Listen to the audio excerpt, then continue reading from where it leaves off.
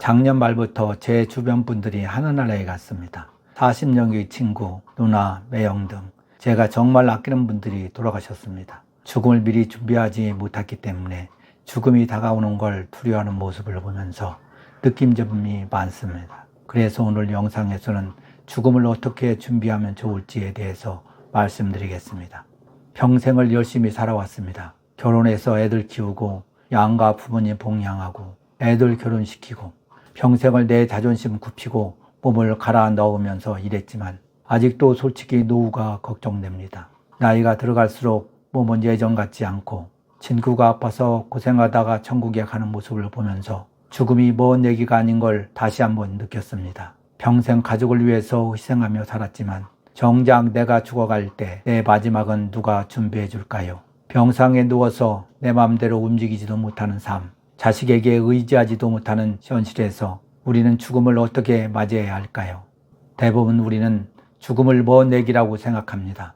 저도 65세이지만 아직도 건강하다고 생각합니다. 예전처럼 지리산, 설악산 다녀오고 그런 엄청난 체력이 필요한 운동은 못하지만 아직도 건강하다고 생각합니다.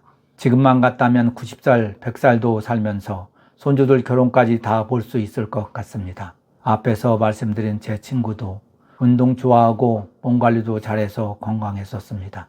하지만 건강검진 하다가 암이 발견돼서 수술을 하고 잘 회복됐는데 암이 숨어 있다가 다른 곳에 전이가 되면서 6개월밖에 못 산다는 선고를 받았습니다. 아직도 요양원에서 제 친구가 했던 말이 귓가에 맴돕니다. 요양원에 면회 갔는데 사과 주스가 그렇게 먹고 싶다고 합니다. 그런데 요양원에서는 사과 주스 하나 주지 않는다며 가족, 친구가 면회를 갔는데도 그렇게 멸시를 받는데 친구 혼자 요양원에 남았을 때는 얼마나 전대를 받을지 걱정됐습니다.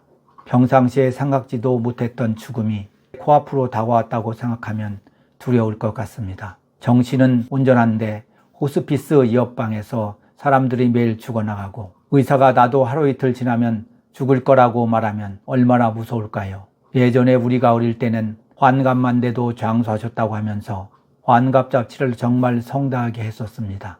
그리고 어르신들이 연세가 드시면서 집에서 돌아가시는 모습을 많이 봤기 때문에 나이가 들면 돌아가시는구나 라는 걸 생활에서 느꼈었습니다.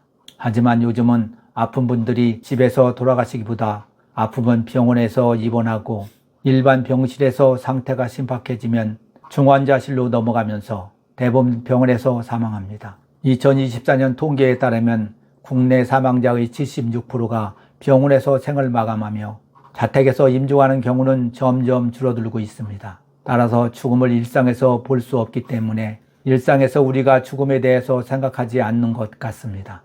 지금부터라도 죽음에 대해서 생각해 봐야 합니다. 우리 모두가 언젠가 죽는다는 건 사실입니다. 특히 은퇴하고 노후를 보내는 우리는 젊었을 때보다는 더 죽음에 가까이 있습니다. 나는 지금 건강하니까 괜찮을 거야. 이렇게 죽음을 남일처럼 생각하시는 분들이 많습니다. 하지만 우리가 자주 말하는 9988이란 말처럼 90세까지 팔팔하기를 목표로 삼았다면 저 같은 경우는 지금 65세니까 25년 남았습니다. 좀 비정하지만 그렇습니다. 이게 현실이지요. 죽음을 준비하기 위해 생각해야 하는 첫 번째로는 나는 어떻게 어떤 모습으로 죽음을 맞이해야 할지 생각해 봐야 할 것 같습니다. 예를 들면 내가 의사 표현을 못하게 되고 정말 내 몸 하나 내 마음대로 하지 못할 때 자식들과 의사는 연명치료를 시킬 텐데 내가 그걸 원하는지부터 생각해 보세요. 내가 똥오줌도 못 가리고 자식들도 못 알아보는데 연명치료를 하면서까지 목숨을 붙여놔야 할지 생각해 보면 저는 그렇게는 안 하고 싶다는 생각이 들었지요. 저는 저에게 내 죽음을 선택할 권리도 있다고 생각하기 때문에 안락사도 필요하다고 생각합니다. 현대의학의 발전으로 살아도 산 것이 아닌 상태로 연명치료를 통해서 오랜 시간을 벌 수 있게 되었습니다. 저는 이 연명치료가 내 생사결정권을 병원에 넘겨주고 생을 마무리하게 되는 것 같이 느껴집니다. 삶을 정리하는 시간도 없이 반복해서 병원 시세반이다가 갑자기 죽음을 맞이하고 싶은 사람은 없을 것입니다. 가족들의 얼굴도 알아보지 못하고 몸에 수십 개의 관을 삽입한 채 24시간 울리는 기계음을 들으며 죽어가고 싶은 사람은 없을 것입니다. 그러나 죽음을 외면하면 이런 일은 언제라도 일어날 수 있습니다. 부모가 아픈데 어떤 자식이 연명치료 안 시키고 바로 돌아가시게 해주세요 이럴까요? 특히 우리나라는 효사상 때문에 연명치료를 중단한다고 하면 불효를 저지르는 것 같다고 생각하는 경우가 많은 것 같습니다. 그렇기 때문에 특히 연명치료에 대한 결정은 내가 해야 한다는 것을 다시 한번 말씀드립니다. 제 주변에서 부모님 힘들어하시는 모습을 볼 수 없다고 너무 힘들다고 연명치료를 거절한 사람이 있었어요. 하지만 지나고 나서 남은 자식들이 형은 살인자야, 그렇게 하면 안 됐어, 이러면서 서로 싸우는 모습을 봤습니다. 하지만 제가 생각해 봤을 때 연명치료를 부모가 원하지 않을 수도 있다고 생각했습니다. 저는 제 자식도 못 알아보고 똥 오줌도 못 가리는데 코와 목에 호수 꽂고 나도 모르는 하루하루를 살고 싶지 않습니다. 최근 연명의료 결정법이 도입되면서 사전 연명의료 의향서를 작성하는 사람들이 늘고 있습니다. 이 문서를 통해 무의미한 연명치료를 거부할 수 있으며 가족에게 경제적, 정서적 부담을 덜어줄 수 있습니다. 좋은 죽음이란 무엇일까요? 내가 죽을 장소, 방법을 내가 선택할 수 있다면 그게 가장 좋은 죽음이라고 생각합니다. 저는 사전 연명의료 의향서 쓰는 것이 최소한의 죽음에 대한 준비라고 생각합니다. 정말 그러면 안 되지만 만약 내가 사고를 당해서 뇌서 상태가 되거나 회복할 수 없는 상황일 때 내가 원치 않는 연명의료를 거절하는 것은 최소한의 죽음에 대한 준비라고 생각합니다. 둘째, 재산 정리입니다. 현대의학이 발전한 것처럼 요즘 현대사회도 발전해서 너무 복잡합니다. 하지만 의외로 너무 많은 분들이 이것을 잘 공부하지 않으십니다. 상속이나 법적인 문제들은 굉장히 복잡합니다. 최근 조사에 따르면 우리나라에서 상속 관련 분쟁이 증가하고 있습니다.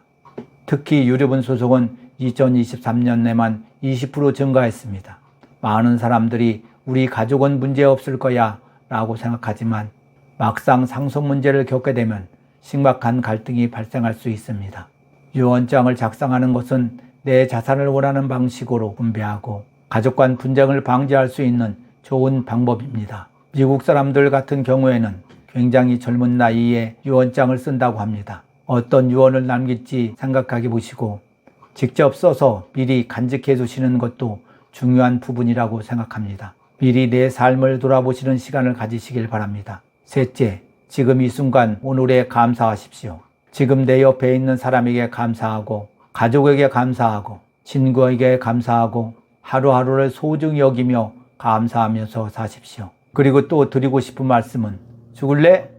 죽고 싶어. 이런 말은 절대로 하지 마십시오. 오늘 하루는 누군가에게는 그토록 바라던 하루입니다. 지금까지 죽음을 어떻게 준비해야 하는지에 대해서 말씀드렸습니다. 죽음을 미리 충분히 생각하지 못했기 때문에 죽음을 앞두고 너무 두려움에 떠는 모습을 많이 봤습니다. 저도 죽음에 대해서 생각하고 나름 준비했다고 하더라도 죽음이 눈앞에 다가왔을 때 두렵지 않을 자신이 없습니다. 무서울 것 같습니다. 그래도 죽음을 준비 안 하는 것보다는 죽음을 미리 준비하는 게 나을 거라는 건 분명합니다. 나이가 들어갈수록 병이 찾아오는 건 막을 수가 없습니다. 받아들일 수밖에 없습니다. 질병과 노화, 죽음은 피할 수 없이 나와 앞으로 같이 가야 한다는 것을 받아들여야 남은 인생 하루하루를 더 잘 살 수 있을 것 같습니다.